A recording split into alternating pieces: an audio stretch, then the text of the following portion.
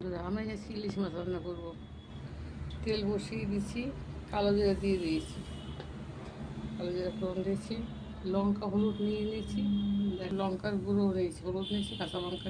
এই দেখুন কালো জিরা দিয়ে দিয়েছি, ঠান্ডা দিলে কাঁচা তেল দিয়েছি, হলুদ দিয়েছি, লঙ্কার গুঁড়ো দিয়েছি, আর কিছু না, হালকা পাকা। এই যে এখন মাছগুলোকে দিয়ে দিচ্ছি,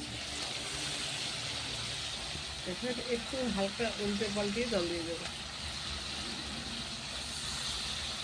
মাছগুলো সব উল্টিয়ে দিয়েছি, দেখো, আর একবার উল্টিয়ে জল দিয়ে দেবো।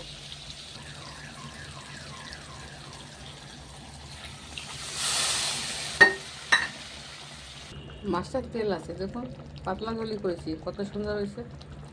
একবার করে খেয়ে দেখুন, ভালো লাগে। এবার নামিয়ে দিই। দেখুন আমার ইলিশ মাছ পাতলা ঝোল কিরম হয়েছে, তেল ঝাল। একবার ভালো লাগলে করে খাবেন। রান্নাটা পুরো দেখি।